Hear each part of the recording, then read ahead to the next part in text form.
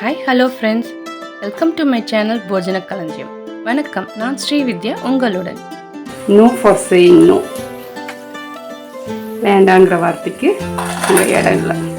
பாருங்கள், கிறிஸ்பியாக உள்ள சாஃப்டியாக கெட்டித்தன்மை இல்லாமல் நல்லாவே சாஃப்டாக இருக்கும். நீங்களும் இந்த மாதிரி செஞ்சு உங்கள் குழந்தைங்களுக்கு கொடுத்து என்ஜாய் பண்ணுங்கள். நம்ம இந்த வீடியோவில் பார்க்க போகிறது ஒரு டேஸ்டியான ஈஸியாக செய்யக்கூடிய ஒரு ஸ்நாக் ஐட்டம், வாழைப்பூ துவரம்பருப்பு பக்கோடா. அங்கே இந்த க்ரன்ச்சியான டேஸ்டியான பக்கோடா எப்படி செய்யறதுன்னு பார்க்கலாம். நான் இங்கே இதுக்கு ஒரு 4 காஞ்ச மிளகாய், ஒரு சிட்டிகை கருஞ்சீரகம், 1/2 ஸ்பூன் சோம்பு, 1/4 ஸ்பூன் சீரகம் எல்லாத்தையும் போட்டு, கூடவே கொஞ்சம் கருவேப்பிலை, கொத்தமல்லி இதெல்லாம் போட்டு அரைச்சி எடுத்துகிட்டு வந்துடுறேன். இதில் 1 கப்பு துவரம்பருப்பு நல்லா ஒரு 2 மணி நேரம் ஊற வச்சு எடுத்துருக்கேன். இந்த துவரம்பருப்போட 1 கப்பு துவரம்பருப்புக்கு 1 ஸ்பூன் உளுத்தம்பருப்பு. உளுத்தம்பருப்பு எதுக்குன்னு கொஞ்சம் முறமரப்பு வர்றதுக்காக யூஸ் பண்ணுறது. தண்ணி இல்லாமல் நல்லா கொரகொரப்பாக அரைச்சி எடுத்துக்கலாம். நான் எடுத்துருக்கிறது இந்த கப்பில் 1 கப்பு துவரம்பருப்பு, அதுக்கு 1 ஸ்பூன் உளுந்து.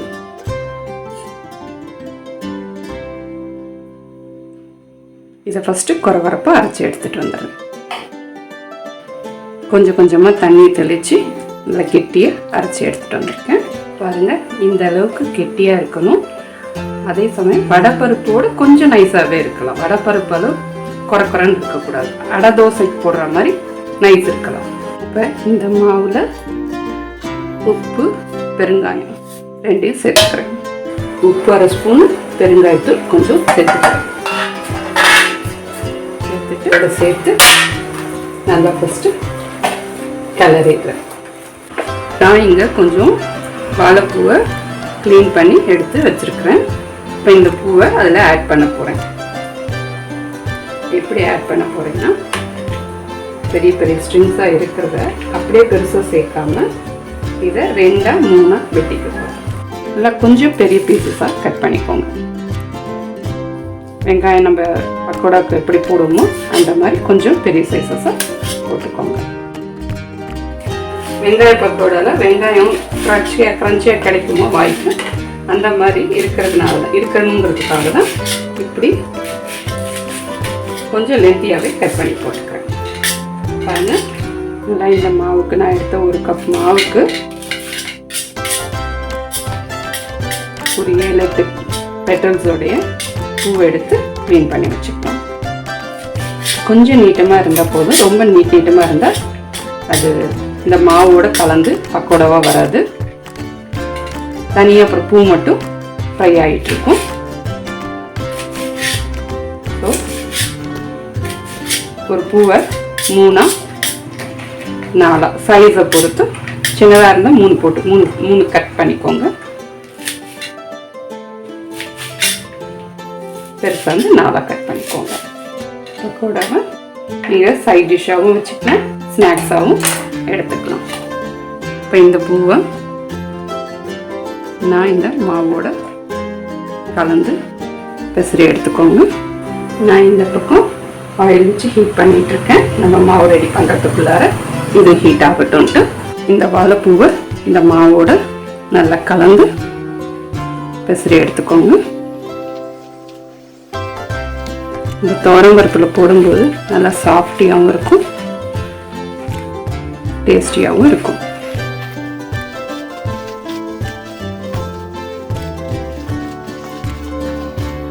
கருவேப்பிலை, கொத்தமல்லி தலையெல்லாம் நம்ம கட் பண்ணி போடும்போது உதுந்தும் போயிடும். குழந்தைங்க அதை சாப்பிட்றதுக்கும் கொஞ்சம் எடுத்து வச்சிருவாங்க. இதில் போடும்போது தான் அரைச்சிக்கலாம். அந்த டேஸ்ட்டும் உள்ளே போயிடும், அதோட சத்தும் உள்ளேயே இருக்கும். நல்லா கலந்து விட்டுட்டு எண்ணெய் சூடாக இருந்தும் இதை போட்டு ஃப்ரை பண்ணி எடுத்துக்கலாம். பாருங்க, மாவோட பூ அதிகமாக தான் இருக்கணும். அப்போதான் பக்கோடா போடும்போது நல்லா டேஸ்டியாக இருக்கும். வாழைப்பூவோட டேஸ்ட் அது நல்லாவே தெரியும். மாவு அரைக்கும் போதே இந்த பூவும் சேர்த்து உண்டான காரமும் உப்பும் போட்டுக்கணும். ஏன்னா பூவில் நம்ம தனியாக போடலாம். அதனால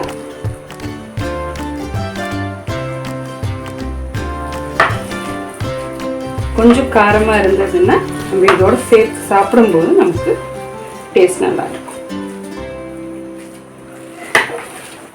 பாருங்க, இப்படி பக்கோடா பரப்பு நார்மல் பக்கோடாஸ் நீங்கள் போடும்போது என்ன ஒரு கன்சிஸ்டன்சியில் இருக்கணுமோ அதே கன்சிஸ்டன்சி நமக்கு இங்கே வந்துருக்கு. பாருங்கள், ஆயில் நல்லா ஹீட் ஆகிடுச்சு. நமக்கு தேவையான அளவுக்கு ஹீட் ஆகிருக்கு. இப்போ இதில் நம்ம கலந்து வச்சு இந்த பக்கோடா மாவை போட்டு ஃப்ரை பண்ணிக்கலாம். குழந்தைங்க இருக்கிற இடமா இருந்ததுன்னா நம்ம சின்ன சின்னதாக போட்டுக்கலாம். சப்போஸ் கொஞ்சம் பெரியவங்க இருக்காங்க, நடுவில் இருக்கிறதெல்லாம் கிறிஸ்பியாக இல்லாமல் எனக்கு கொஞ்சம் சாஃப்டாக வேணுன்றவங்க கொஞ்சம் பெரிய சைஸாக போட்டு எடுத்துக்கலாம். இந்த பக்கோடாஸை உள்ளே போட்ட உடனே கிளற வேண்டாம். ஒரு 2 செகண்ட் இருந்து கிளறி விடுங்க. ஏன்னா உதிரி உதிரி ஆகிடும். கடைசியில் பக்கோடாவாக இல்லாமல் ரொம்ப தூள் பக்கோடாவாக கிடைச்சிடும் நமக்கு. ஸோ 2 நிமிஷம் செகண்ட். ஸோ ஒரு 2 செகண்ட் விட்டுட்டு நுரையெல்லாம் குறைஞ்சதுக்கப்புறம் போடுங்க.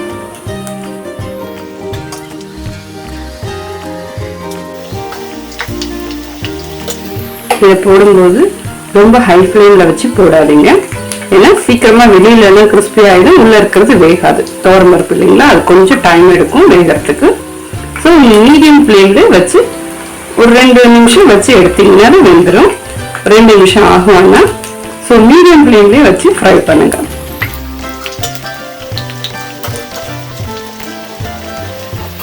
இந்த ஸ்நாக்ஸ் கொடுத்தீங்கன்னா ஒரு வெஜிடபிளும் சாப்பிட்ட மாதிரி ஆகிடும், ஒரு பல்சஸும் உள்ள போயிடுச்சு. பருப்போட சத்து ப்ரோட்டீனும் இருக்குது குழந்தைங்களுக்கு.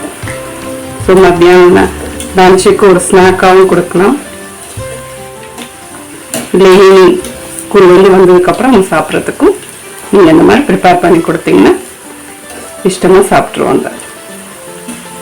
இதுக்கு அந்த பருப்பு ஊற வைக்கிற டைம் மட்டும்தான் கொஞ்சம் நேரம், 2 hours. சப்போஸ் நீங்கள் ஈவினிங் பண்ணணும்னா மத்தியானமோ இல்லை காலையிலே கூட போட்டு ஃப்ரிட்ஜில் வச்சுட்டு போயிட்டீங்கன்னா, வாக்கிங் பீப்புளாக இருந்தீங்கன்னா ஈவினிங் வந்துட்டு அரைச்சி நீங்கள் ஸ்நாக்ஸ் பண்ணி கொடுத்தாதான். நல்லா கிறிஸ்பி ஆகிடுச்சு, நுரையும் எல்லாமே அடங்கிடுச்சு. ஸோ இப்போ நான் அதை எடுத்துறேன். நீங்கள் இந்த மாதிரி வாழைப்பூவை வாரத்தில் ஒரு நாள் இல்லை 2 வாரத்துக்கு ஒரு தடவை நீங்கள் செஞ்சு கொடுக்கும்போது குழந்தைங்கள வாழைப்பூ வேண்டாம்னு சொல்லவே மாட்டாங்க.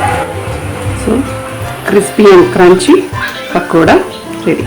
நீங்கள் இதில் பூண்டு இல்லை இஞ்சி பூண்டு விழுது இதெல்லாம் ஆட் பண்ணணுன்னாலும் ஆட் பண்ணிக்கலாம். மசாலா மாதிரி வேணும்னாலும் நீங்கள் இந்த மாவோட ஆட் பண்ணி போட்டுக்கலாம். இதே மாவை நீங்கள் வடையாக தட்டி போடுறதுனாலும் போடலாம். வடை போடும்போது நமக்கு உள்ளே இருக்கிறதெல்லாம் கிறிஸ்பி ஆகாது. குழந்தைங்களுக்கு அது அந்த அளவுக்கு டேஸ்ட் விரும்பப்பட மாட்டாங்க. இதுன்னு பக்கோடாவாக போடும்போது நல்லா எல்லா சைடுமே ஃப்ரை ஆகி அவங்களுக்கு பிடிச்ச டேஸ்ட்டில் இருக்கும். அதே மாதிரி வடை போடுறதுன்னா நீங்கள் வாழைப்பூவை இன்னும் சன்னமாக நறுக்கி போடணும். இது குழந்தைங்களுக்கு பெரியவங்களுக்குன்னு சொல்கிறத விட யூஸ்வலாகவே வாழைப்பூன்னா கொஞ்சம் பேர் வேண்டாம் வேண்டாம்னு சொல்லிடுவாங்க. எனக்கு வேண்டாம், பொரியல் பண்ணாலும் என்னதான் நீங்கள் டேஸ்டியாக செஞ்சு கொடுத்தாலும் இது சாப்பிட்றதுக்கு எப்படியோ இருக்குது வேண்டான்ட்டு போயிடுவாங்க. கூட்டு செஞ்சிங்கனாலும் அப்படி தான். ஸோ இந்த மாதிரி ஸ்நாக்ஸ் ஐட்டமாக செஞ்சு கொடுத்துட்டிங்கன்னா சாப்பாடோட சாம்பார் சாதம் இல்லை இனி வெரைட்டி ரைஸ் எது செஞ்சிங்கனாலும் அதோட வச்சு அழகாக குழந்தைங்க சாப்பிட்ருவாங்க. வாழைப்பூவும் உள்ளே போயிடுது, சேர்ந்து பருப்பும் உள்ளே போகுது. இது ஆயிலில் பாயில் பண்ணுறது ஆயில் இழுக்கும் அந்த மாதிரிலாம் நினைக்காதீங்க. துவரம் பருப்புங்கிறதுனால அந்த அளவுக்கு எண்ணெய் இழுக்காது.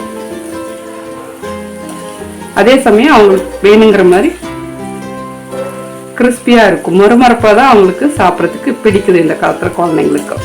ஸோ அவங்களுக்கு பிடிச்ச மாதிரி ஒரு ஸ்நாக்ஸாக செஞ்சு கொடுத்துட்டிங்கன்னா நோ ஃபார் சேயிங் நோ, வேண்டாங்கிற வார்த்தைக்கு அங்கே இடம் இல்லை.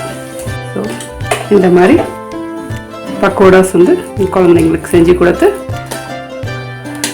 எப்படி இருக்குன்னு ஃபீட்பேக் சொல்லுங்கள். எனக்கு இந்த மாவு கெட்டியாக இருக்குது, என்னால் போட முடியல, உதிரி உதிரியாக வருது அப்படின்ற மாதிரி நீங்கள் நினச்சிங்கன்னா கொஞ்சமாக தண்ணி தெளித்து விட்டு அதில் ஒரு சிட்டிகை அளவு அரிசி மாவை கலந்து போட்டிங்கன்னா உதிராமல் இருக்கும். சேம் டைம் கிறிஸ்பியாகவும் வரும்.